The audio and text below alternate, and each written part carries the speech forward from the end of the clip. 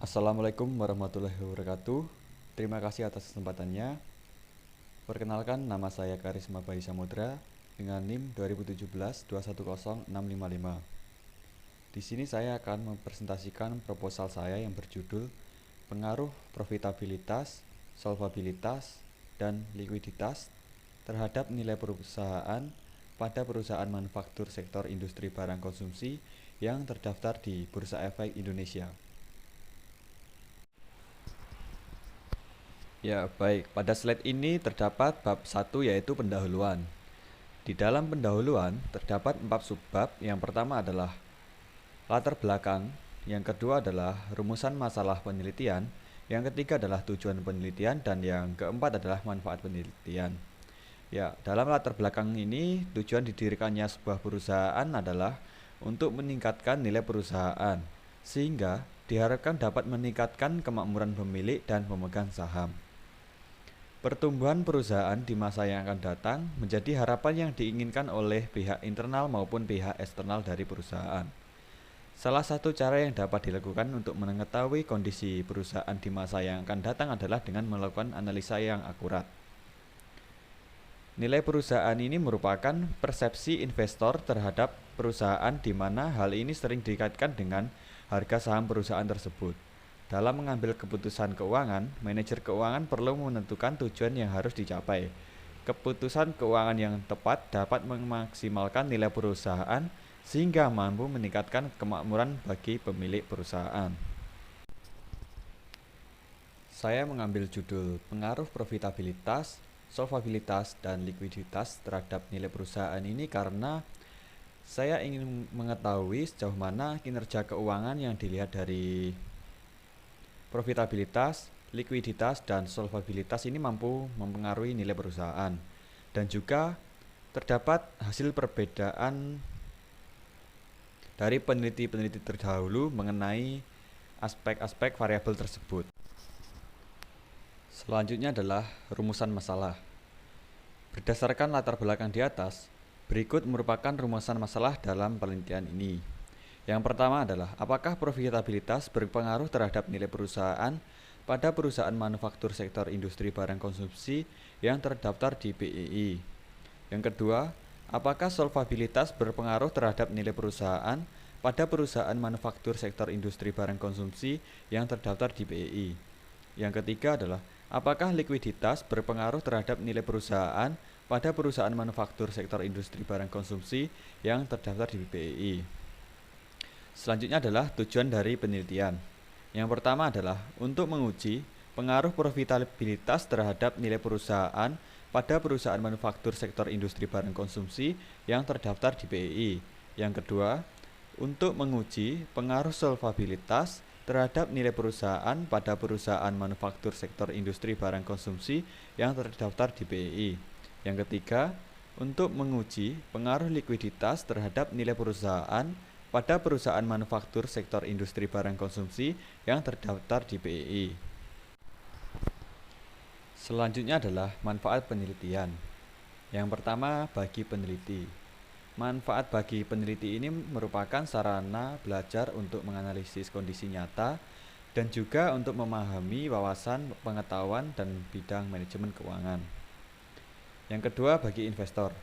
Memberikan kontribusi bagi investor untuk menambah kajian dan pengetahuan mengenai faktor-faktor yang mempengaruhi dalam pengambilan sebuah keputusan untuk berinvestasi. Yang ketiga, manfaat bagi perusahaan.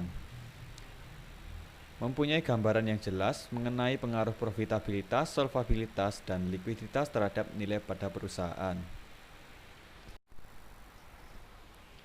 Selanjutnya ada bab 2 yaitu tinjauan pustaka. Yang pertama ada nilai perusahaan. Nilai perusahaan merupakan persepsi investor terhadap perusahaan, di mana hal ini sering dikaitkan dengan harga saham perusahaan tersebut. Dalam mengambil keputusan keuangan, manajer keuangan perlu menentukan apa yang harus dicapai. Keputusan keuangan yang tepat dapat memaksimalkan nilai perusahaan sehingga mampu meningkatkan kemakmuran pemilik perusahaan. Menurut Harmono, indikator yang mempengaruhi nilai perusahaan dapat dilakukan dengan menggunakan yang pertama ada PBV atau Price Book Value. Price Book Value merupakan salah satu variabel yang dipertimbangkan seorang investor dalam menentukan saham mana yang akan dibeli. Nilai perusahaan dapat memberikan keuntungan pemegang saham secara maksimum apabila harga saham perusahaan meningkat. Semakin tinggi harga saham, maka semakin tinggi kekayaan pemegang saham. Yang kedua ada PER atau Price Earning Ratio. Price Earning Ratio adalah harga per lembar saham. Indikator ini secara praktis telah diaplikasikan dalam laporan keuangan laba rugi bagian akhir dan menjadi bentuk standar pelaporan keuangan bagi perusahaan publik di Indonesia. Rasio ini menunjukkan seberapa besar investor menilai harga saham terhadap kelipatan earning. Yang ketiga ada EPS atau Earning Per Share. Earning per share atau pendapatan per lembar saham adalah bentuk pemberian keuntungan yang diberikan kepada para pemegang saham dari setiap lembar saham yang dimiliki. Yang keempat adalah Tobin-Skew.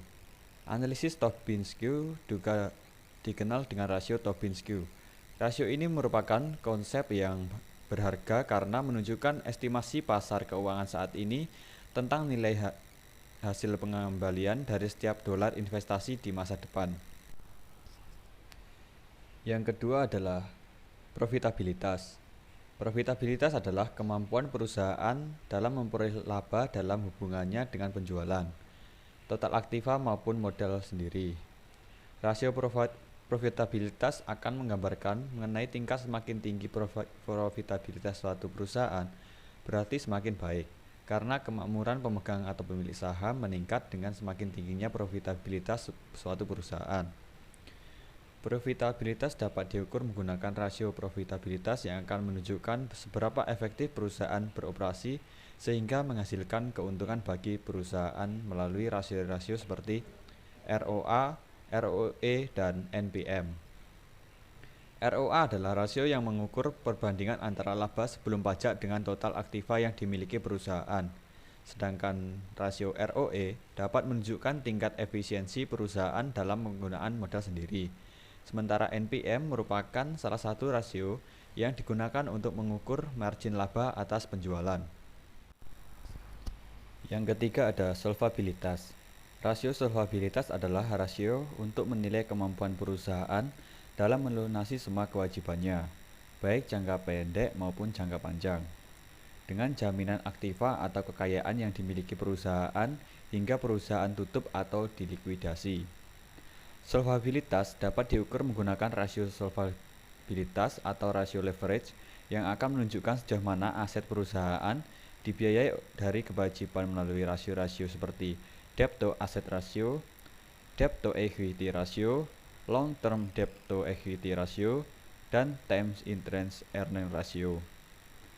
Yang pertama adalah DAR merupakan rasio dari solvabilitas yang digunakan untuk mengukur perbandingan antara jumlah hutang dengan jumlah aktiva. DAR merupakan rasio yang digunakan untuk menghitung perbandingan antara jumlah hutang dengan jumlah modal. Long term debt to equity ratio merupakan rasio yang digunakan untuk menghitung perbandingan antara hutang jangka pendek dengan modal. TIE merupakan rasio yang digunakan untuk mengukur kemampuan dari perusahaan dalam membayar biaya bunga dari kewajibannya. Yang keempat ada likuiditas. Likuiditas adalah kemampuan suatu perusahaan dalam memenuhi kewajiban untuk membayar hutang jangka pendeknya. Menurut Kashmir, rasio likuiditas merupakan rasio yang menggambarkan kemampuan perusahaan memenuhi kewajiban jangka pendek yang akan jatuh tempo.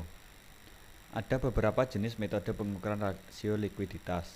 Di antaranya sebagai berikut. Yang pertama adalah rasio lancar atau current ratio. Yang kedua ada rasio cepat atau quick ratio. Dan yang ketiga ada rasio kas atau cash ratio. Current ratio merupakan rasio untuk mengukur kemampuan perusahaan dalam membayar kewajiban jangka pendek atau utang yang segera jatuh tempo pada saat ditagih secara keseluruhan. Quick ratio adalah rasio yang digunakan untuk mengukur kemampuan perusahaan untuk memenuhi kewajiban jangka pendeknya dengan menggunakan aset yang paling liquid. Sementara cash ratio adalah rasio yang digunakan untuk membandingkan total kas tunai dengan kewajiban lancarnya.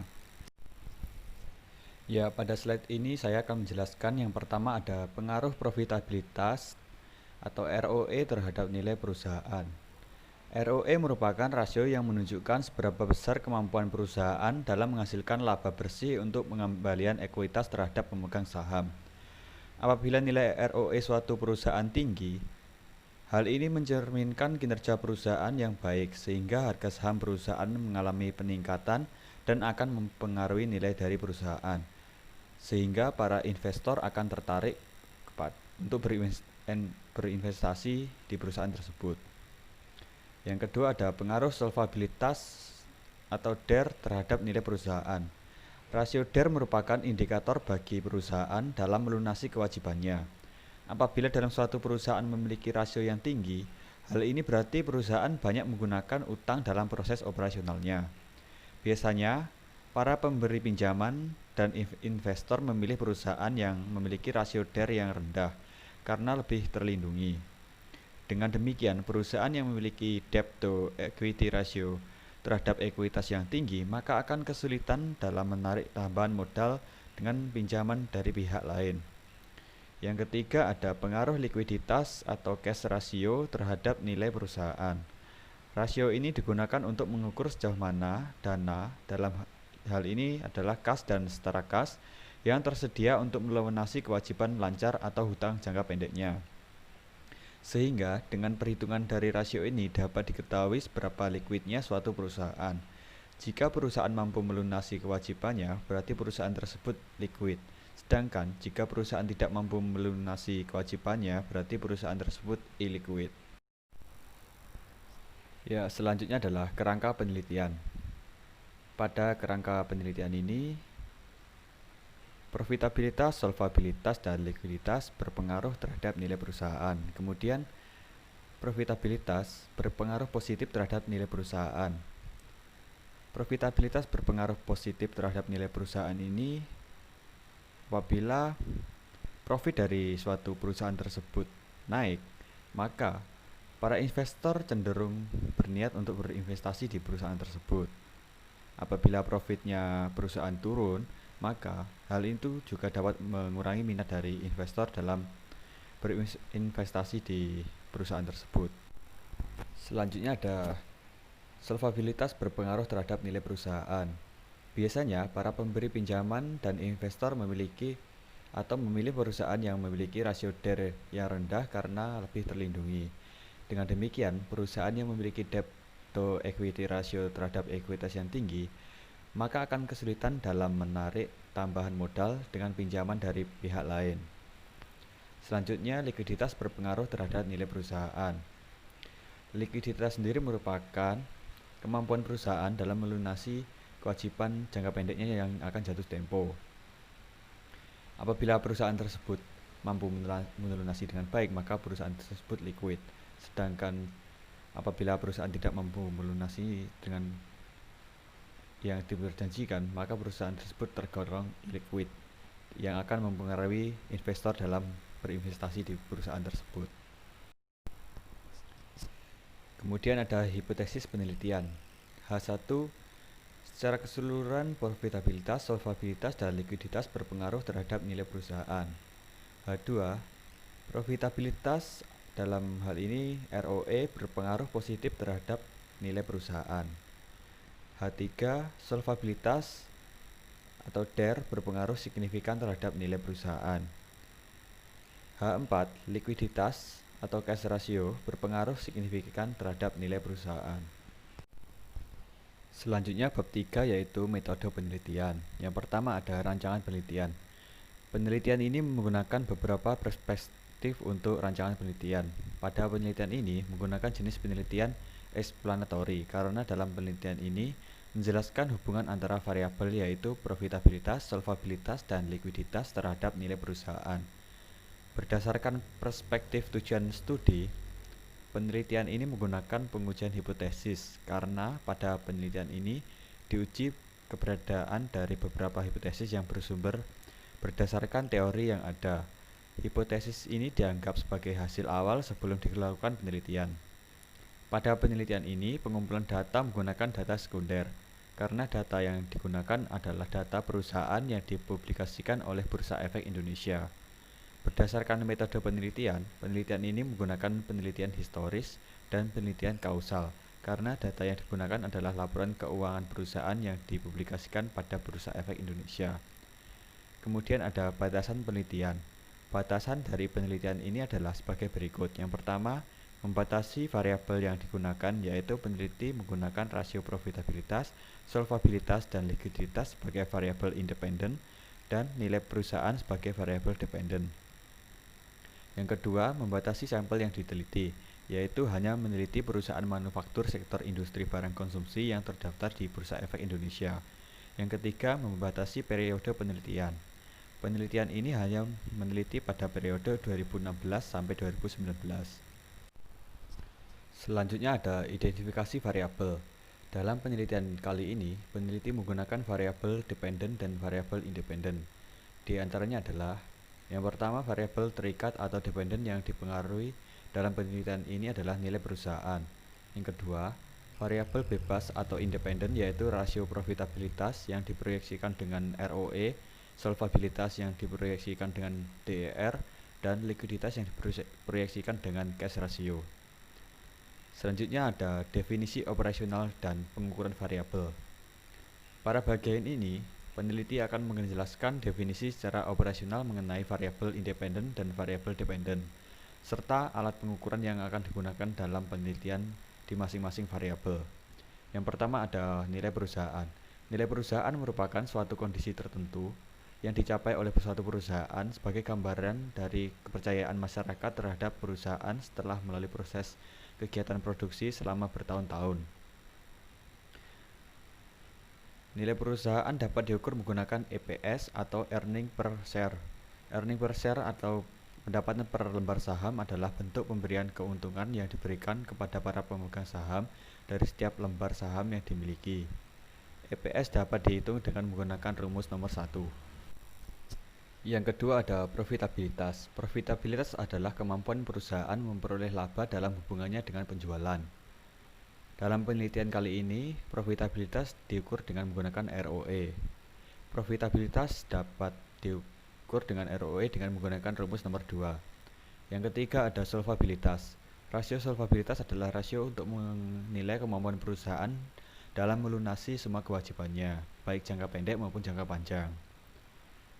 Dalam penelitian ini, solvabilitas diwakili dengan DER. DER dapat dihitung dengan menggunakan rumus nomor 3. Yang keempat ada likuiditas. Likuiditas adalah kemampuan suatu perusahaan dalam memenuhi kewajiban jangka pendeknya. Likuiditas dalam penelitian ini diukur dengan cash ratio. Cash ratio dapat dihitung dengan menggunakan rumus nomor 4. Pada slide ini terdapat populasi sampel dan teknik pengambilan sampel. Populasi dalam penelitian ini adalah perusahaan manufaktur sektor industri barang konsumsi yang terdaftar di Bursa Efek Indonesia. Sampel yang digunakan adalah perusahaan manufaktur pada periode 2016 sampai dengan 2019 yang termasuk dalam kriteria. Sedangkan teknik pengambilan sampel pada penelitian ini adalah metode purposive sampling. Dan kriteria sampel dalam penelitian ini adalah sebagai berikut. Yang pertama adalah perusahaan manufaktur sektor industri barang konsumsi yang terdaftar di Bursa Efek Indonesia secara berturut-turut pada periode tahun 2016 sampai dengan 2019. Yang kedua, perusahaan manufaktur sektor industri barang konsumsi yang mempublikasikan laporan keuangannya di Bursa Efek Indonesia secara berturut-turut dari periode 2016 sampai dengan 2019. Selanjutnya, data dan metode pengumpulan data. Penelitian ini menggunakan sampel perusahaan manufaktur sektor industri barang konsumsi yang terdaftar di Bursa Efek Indonesia secara berturut-turut pada periode tahun 2016 sampai dengan 2019 dengan kriteria yang telah disebutkan sebelumnya. Data yang digunakan dalam penelitian ini adalah data kuantitatif sekunder tahunan yang diperoleh dari mengumpulkan data melalui laporan keuangan yang dipublikasikan oleh perusahaan manufaktur sektor industri barang konsumsi di website Bursa Efek Indonesia. Yang terakhir ada teknik analisa data. Data dalam penelitian kali ini diperoleh dengan menggunakan metode dokumentasi, yaitu pengumpulan dan pengambilan data diperoleh melalui dokumen-dokumen dengan membaca, mempelajari, dan menggunakan data sekunder berupa laporan keuangan perusahaan yang sesuai dengan masalah yang diteliti. Dalam penelitian kali ini, teknik analisa data yang digunakan adalah teknik analisis deskriptif dan analisis uji hipotesis. Analisis uji hipotesis menggunakan metode analisis regresi linear berganda. Dengan teknik analisis ini, maka akan diketahui pengaruh antar variabel-variabel yang diteliti. Sekian yang dapat saya sampaikan. Apabila ada kurang lebihnya, saya mohon maaf. Wassalamualaikum warahmatullahi wabarakatuh.